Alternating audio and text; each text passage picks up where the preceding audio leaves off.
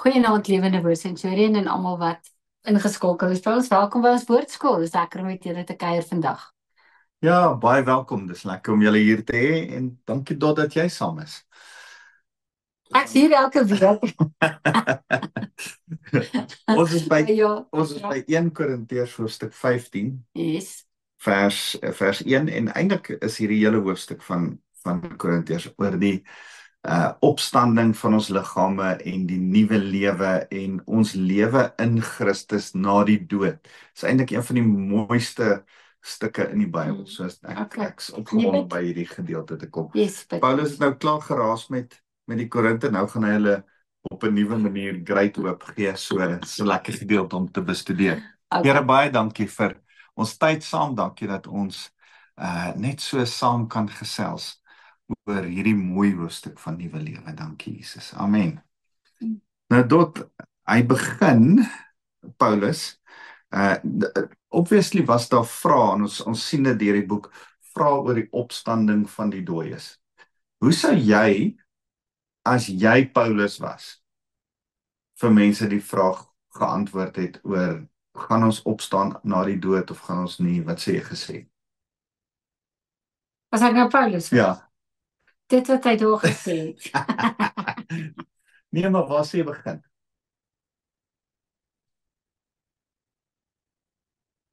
Ek dink ek sou eers begin het om te bepaal wat glo hulle eers en dan uit die skrif uit vir hulle wys, maar dit is nie die waarheid wat hulle glo nie. Hulle moet dit en dit glo.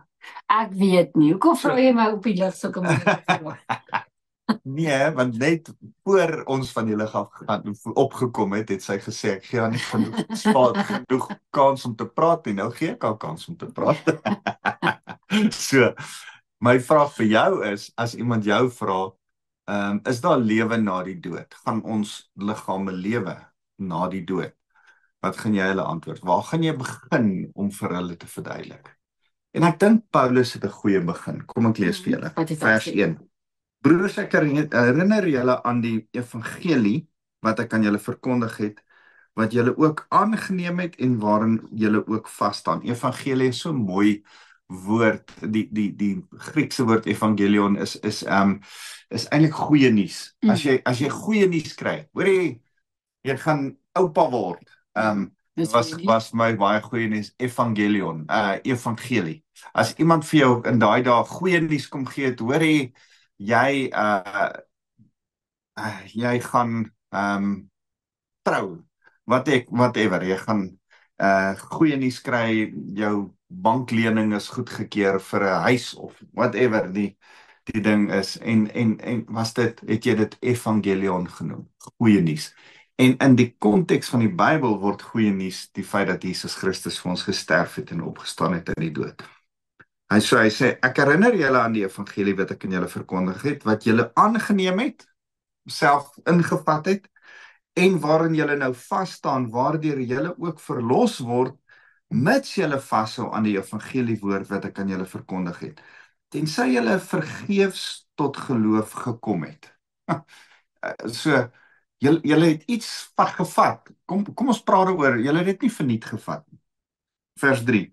Want die wesentlike wat ek ontvang en ook aan julle oorgelewer het, is Christus het vir ons sondes gesterf volgens die skrifte. Kom ons begin daar. Christus het vir ons gesterf volgens die skrifte. Hy is begrawe en op die 3de dag opgewek volgens die skrifte. En hy het aan Sefas, Petrus verskyn en toe aan die 12.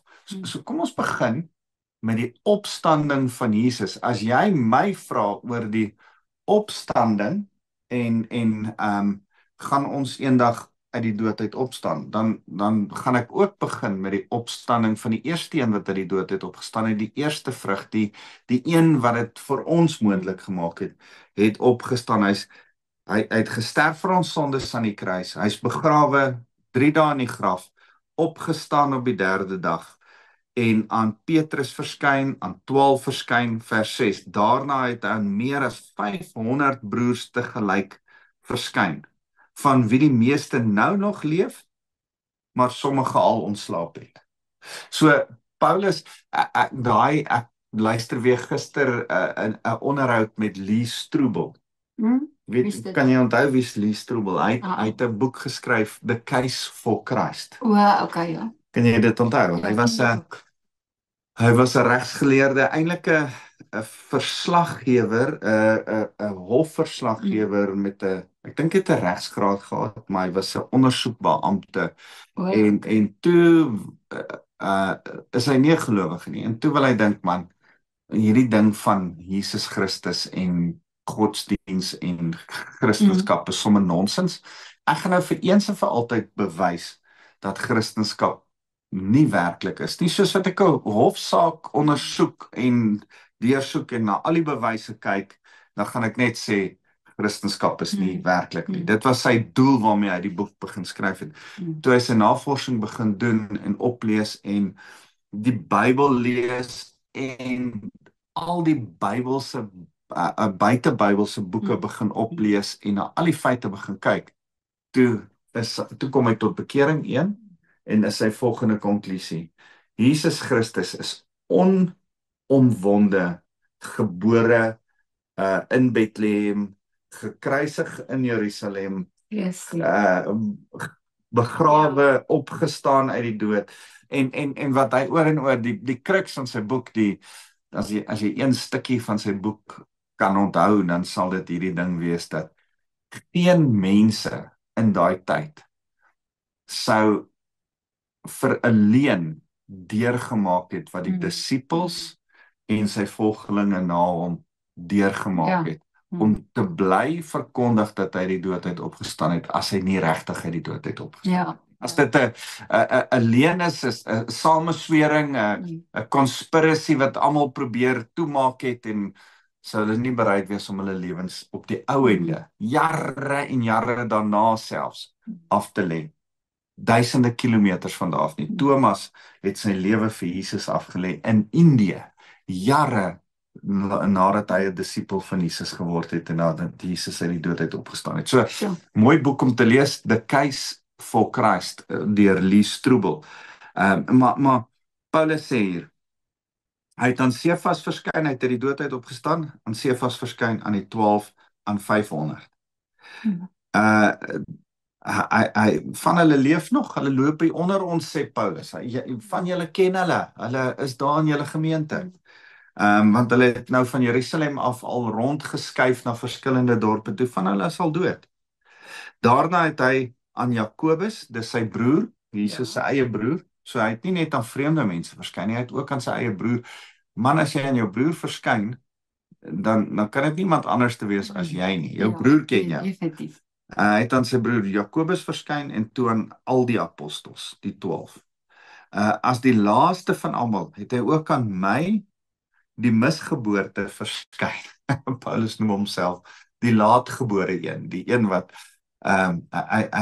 die woord eintlik hier is die nageboorte. Hy's die een wat nie een van die kerk se geboortemense was nie. Hy's na die tyd 'n nagedagte, maar Jesus het ook aan hom in 'n opgestane vorm verskyn daar op die pad van Damaskus en verder aan. 'n Mooi storie gaan lees, Handelinge hoofstuk 9, en dan sê hy, want ek is die geringste van al die apostels, nie geskik om 'n apostel genoem te word nie, omdat ek die gemeente van God vervolg het.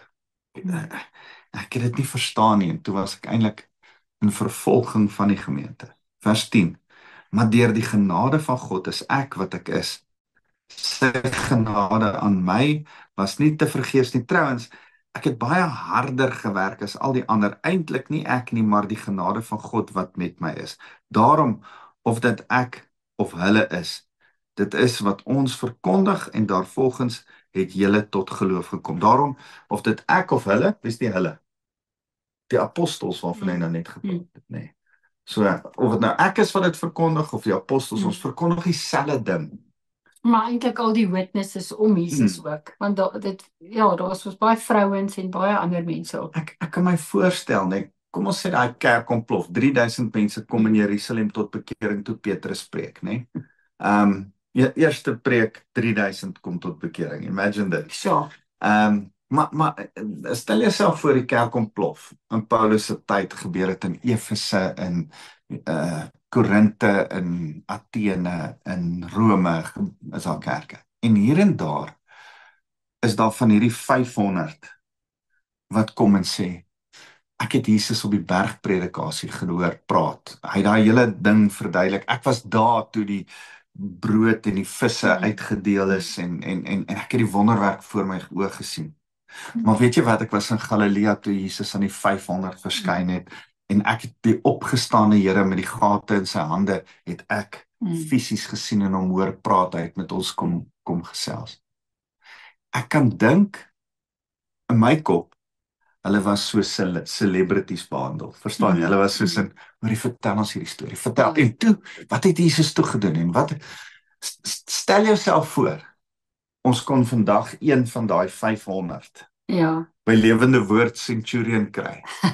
En ons kry hom daar en ons sê, vertel ons alles. Vertel ons die detail. Hoe het Jesus gelyk? Wat het gebeur? Wat het gebeur toe hy die kos gedeel het?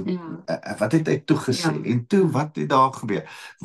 Die goed wat Petrus nie in sy boek sê nie, wat Matteus nie in sy evangelie vertel nie, wat Johannes uitlaat, sê vir ons, geef ons die detail. Nee, ek dink dit moet amazing wees, maar dis maar soos wat kinders vandag by oupa sit en oupa wat stories vertel, ek is seker dit is hoe dit aangegaan het, stories op stories.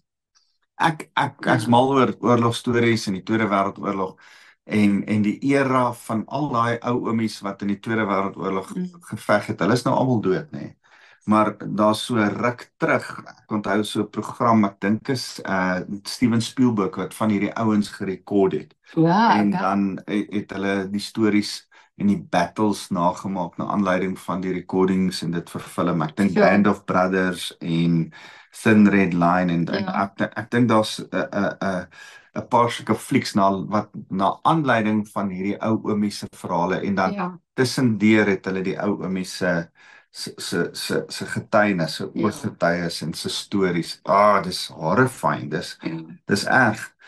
Maar as iets anders as jy uit die perd se bek uit hoor, uit 'n persoon wat self daar was. So daai is kosbare materiaal van daai oomies wat oud is, maar die storie self vertel. En ek kan my voorstel dat tot hulle ou dag toe het hulle nog die stories vertel van Jesus, die van hulle wat oud geword. Meeste van hulle is dood, né? Meeste van hulle is vir diere gevoer deur Nero in 65 na Christus, verbrand. En die feit dat hulle nog steeds Jesus bely het en bereid was om deur die martelaarskap te gaan, wys jou dat daar iets kosbaar was wat gebeur het in hulle lewe. So dis waar jy begin oor om opstanding van lewe te praat, oor die feit dat Jesus opgestaan het en daar ooggetuies was. Dis 'n feit, dis vas en dis hoekom Lee Strobel se boek so kosbaar is. Nou vers 12, maar as Christus verkondig word dat hy die dood uit opgewek is, waarom sê sommiges van julle dat daar nie 'n opstanding van dooies is nie? As Jesus opgestaan het julle die kat aan die sterk weet. As julle sê, as ons dood is ons dood, dan is ons net bloot wurmkos. Daar was so 'n ou in Pretoria wat dit verkondig het. Hy het so 'n kerk gehad waar hy dit gesê het, hy het dit verkondig. Nou wil ek vir hom sê, lees jy nie vir Paulus nie. Paulus vra, Jesus het uit die dood uit opgestaan. Hoe kan jy dan sê dat daar nie 'n opstanding van dooies is nie? Jesus wat uit die dood uit opgestaan het, ons wat uit die dood uit gaan opstaan, jou geliefde wat uit die dood uit gaan opstaan. Vers 13, as daar geen opstanding van dooies is nie, is Christus ook nie opgewek nie. En as Christus nie opgewek is nie, is ons verkondiging sinneloos en ook julle geloof sinneloos. Eintlik, as Christus nie uit die dood uit opgewek is nie, dan is ons niks anderste as wat ander gelowe is. Wat in iemand glo wat dood gegaan het. Bloot 'n menslike profeet. Die graf is leeg, want hy dis so mooi, in die tuin van Getsemane. Vertel ons 'n bietjie van dit. Van daai graf wat leeg is. As jy in Israel is en jy kom na die tuin van Getsemane, dan staan nou die graf wat hulle dink is wat daar was, mense sal nie 100% weet nie, maar hy het op die ronde klip voor en dan daai klip is altyd oop en dan sal he's not here for his risen. Dis baie mooi. Ja, ons het 2 kosbare tye gehad by die graf, nee. Die laaste keer, hy nagmaal wat ons gehou het, dit was kosbaar. Ja, dit en die see van Galilea is regtig life-changing, daai ervaring. Ja, en die prentjie wat Johan geskilder het hier agter, hy was saam met ons by die see van Galilea en dit bly nog steeds vir my kosbaar as ek hierna kyk. Om die see van Galilea, dis hoe dit lyk. En ja, dis net kosbaar om daar te wees. Imagine jy's daar en Jesus is daar en hy het weer opgestaan uit die dood. Hy loop daar rond en jy beleef dit. So, dis wat ons glo. Ons glo 'n opgestane Here wat die dood oorwin het. Vers 14 sê Paulus, en as Christus nie opgewek is nie, is ons verkondiging sinneloos en ook ons geloof sinneloos. Boonop word ons as valse getuies vir God bevind, omdat ons teen God getuig het dat hy Christus opgewek het. Wat hy dan nie opgewek het nie, as dit so is dat dooies nie opgewek kan word nie. Want as dooies nie opgewek word nie, is Christus ook nie opgewek nie. En as Christus nie opgewek is nie, is julle geloof vergeefs en is julle steeds in julle sondes. Dan is ook diegene wat in Christus ontslaap het, ons geliefdes, die wat al van tevore dood is, verlore. Indien ons hoop slegs vir hierdie lewe op Christus gevestig is ons die mees bejammeringswaardigste van alle mense. Mense wat jy moet jammer kry, jy's bejammering waardig. Paulus kom eintlik by die bottom line van die evangelie. Op 'n stadium verkondig Paulus in Handelinge die evangelie aan Felix, een van die nasate van Herodes die Grote. En hy hoor vir Paulus uit en hy sê, "Sjoe, ek sou amper kon glo wat jy sê. Ek sou amper hierdie ding kon uitredeneer in my kop, as dit nie was dat jy nou oorgegaan het in die opstaan van die dooies." Nou, Paulus, hy sê, jou geleerdheid het jou mal gemaak, jy's bietjie koekoes, gaan terug na jouself toe. As Paulus kom by die ouens in Athene, dan verkondig hy vir hulle die evangelie en dan glo hulle hom en dit klink vir hulle werklik 'n goddelikheid wat mens geword het. Dit pas bietjie in hulle prentjie in van hulle panteïsme, van hoe hulle glo. En tot hy praat oor die opstanding van die dooies. Dan sê hulle, wag 'n bietjie. Nee.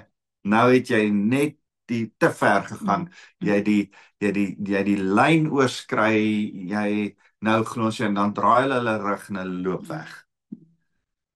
En hierdie is die skeidslyn van 'n goeie storie, Jesus, 'n goeie storie, 'n goeie mens wat goeie dinge as 'n voorbeeld vir ons kom wys het, of 'n verlosser wat die dood oorwin het vir ons. Dis waar ons glo nie net in 'n goeie man wat vir ons 'n goeie storie. Daar was baie sulke goeie manne ook. Daar was goeie mense. En baie godsdienste.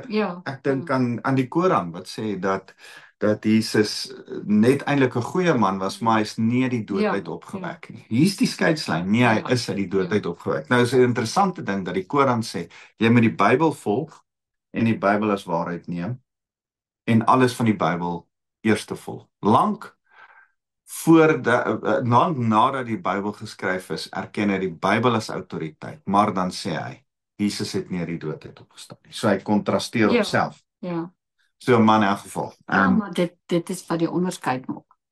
So die onderskeid tussen ons en enigiemand anders wat ook in Jesus glo as 'n goeie mens, is die feit dat ons in hom glo as die opstanding en die lewe. Dit wat hy vir Maria en vir Martha gesê het. En eintlik is dit waar ons staan en dit wat ons wil glo, dit wat ons lewe gee, is dat ons in die in die opstanding. Ja, ja. As jy sê, ek glo in Jesus, hy's 'n goeie mens, ek wil hom net eintlik volg in hierdie lewe, maar as ek doodgaan, as ek wurm kos, daar is nie iets soos 'n lewe na die dood nie. Man, dan moet jy eerder eet en drink en hierdie lewe op 'n vleeslike vlak geniet. Dan moet jy eerder nie die Here dien nie. Maar ek en jy wat die Here dien, ons glo dat ons ewige lewe reeds begin het. Ons is al deel van die opstanding. Ons geeslewe al vir ewig. En nou is ons deel van 'n ander, ons het 'n hemelse koninkryk wat nou moet aarde toe kom. Ons het 'n ander manier van dink en 'n ander manier van doen. Dis hoekom Jesus ons voorbeeld is. Hy's nie net ons voorbeeld in goed wees nie, hy is ons voorbeeld in lewe en opstanding en oorwinning. So, dis die hele ding. Miskien, ek wil jou uitnooi, miskien luister jy hierdie boodskap en dink jy, "Sjoe, hierdie ding is vir my nog moeilik om te vat. Ek verstaan hierdie opstanding nie." En dan wil ek vir jou sê, dit is die bottom line van geloof. Jy moet dit in jou hart glo dat jy glo dat jy glo. Dis wat met Lee Strobel gebeur het. Hy wat dit disbelief, hy wat dit heeltemal en die feit van die saak is, dit wat ons red, ek wil weer vir julle een van die mooiste gedeeltes in die skrif lees.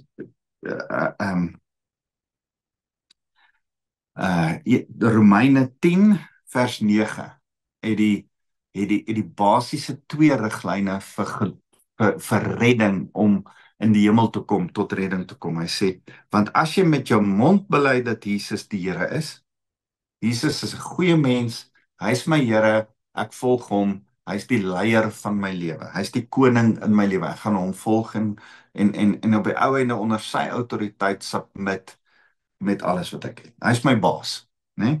As jy met jou mond bely dat Jesus die Here is, en jy glo met jou hart dat God hom uit die dood opgewek het, sal jy verlos word.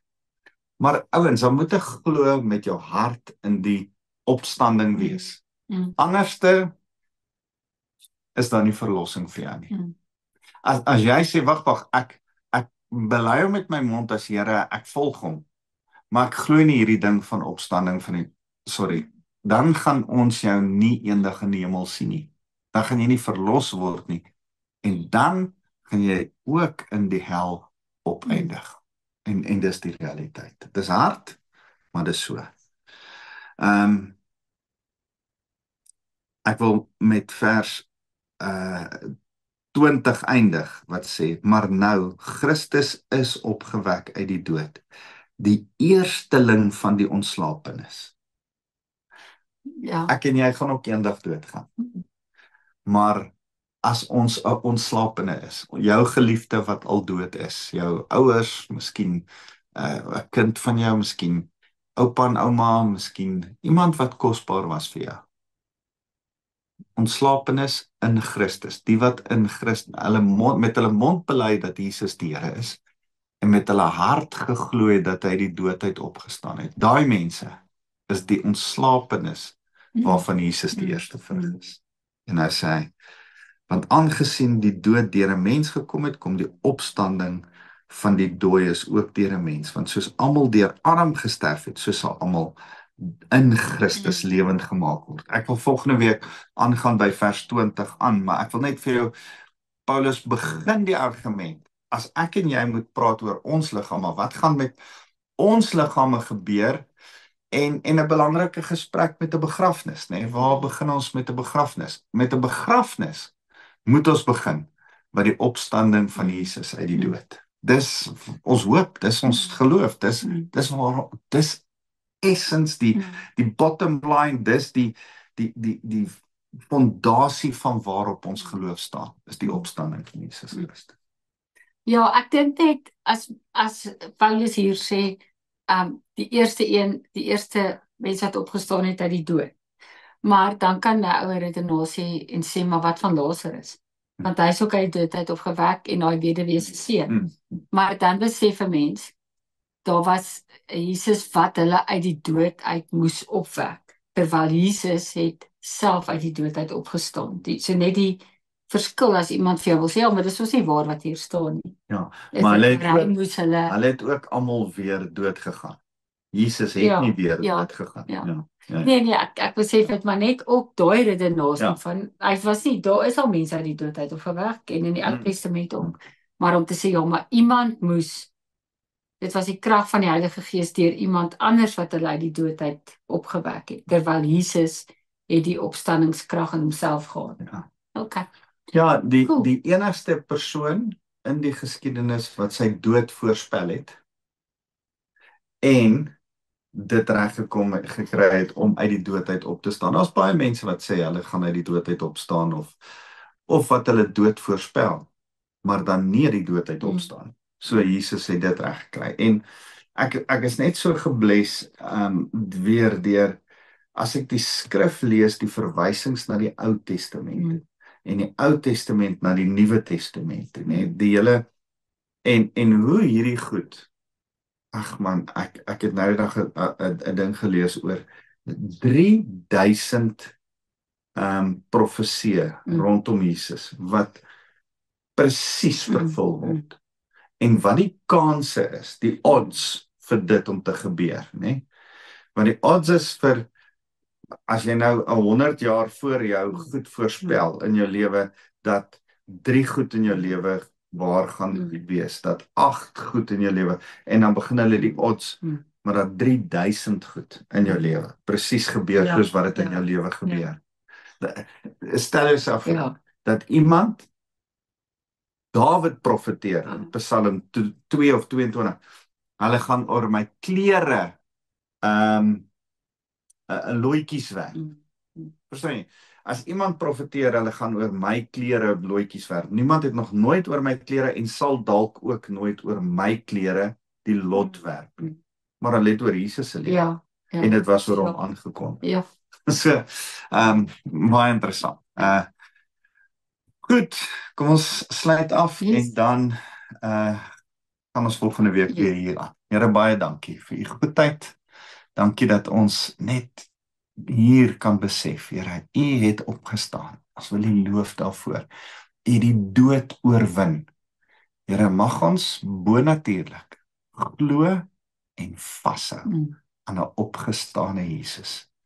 Here, help sodat die wêreld dit kan sien, maar dit nie met hulle fisiese oë of verstand alleen kan sien nie, dat hulle geestelik dit sal begryp en sal glo. Dankie Jesus. Amen. Amen. Dankie julle.